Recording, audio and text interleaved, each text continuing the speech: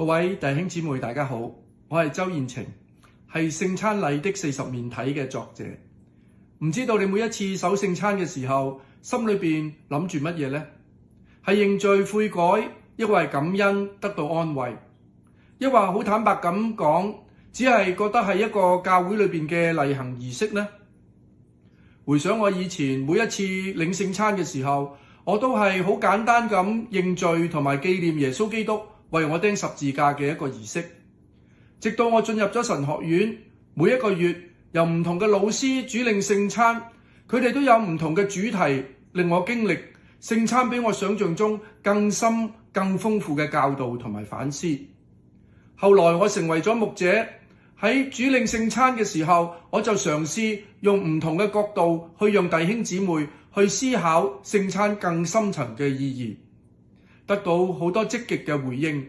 其中有一啲資深嘅信徒回饋咁話，而家領聖餐有更深刻嘅感受。我希望更多弟兄姊妹能夠經歷聖餐嘅豐富意義，亦都因此誕生咗呢一本書《聖餐禮的40面體》。藉住呢本書，我想帶領大家重新睇見聖餐唔單止係紀念主，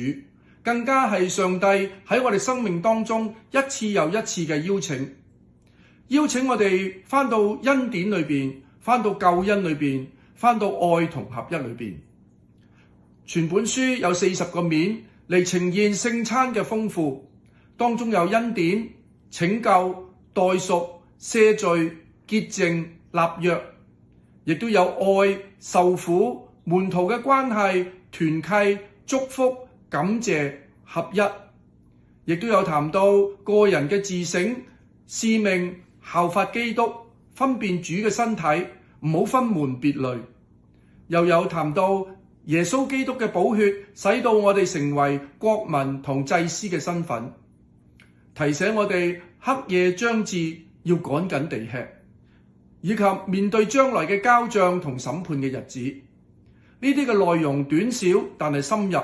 可以作為個人嘅靈修，亦都可以作為講道嘅分享，亦都起到牧養嘅作用。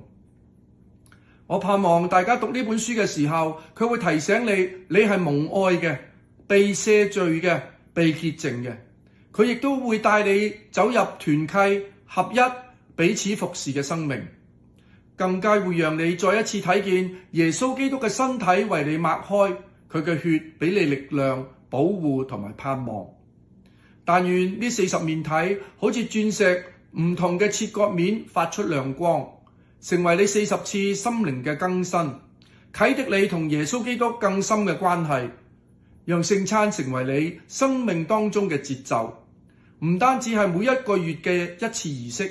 而係每一日與耶穌基督同行嘅恩典。多謝你收睇呢個片段。如果你渴望更深咁認識主餐嘅奧秘同埋祝福，歡迎你閱讀聖餐禮的40面體。願主向你顯明佢嘅恩典。再見。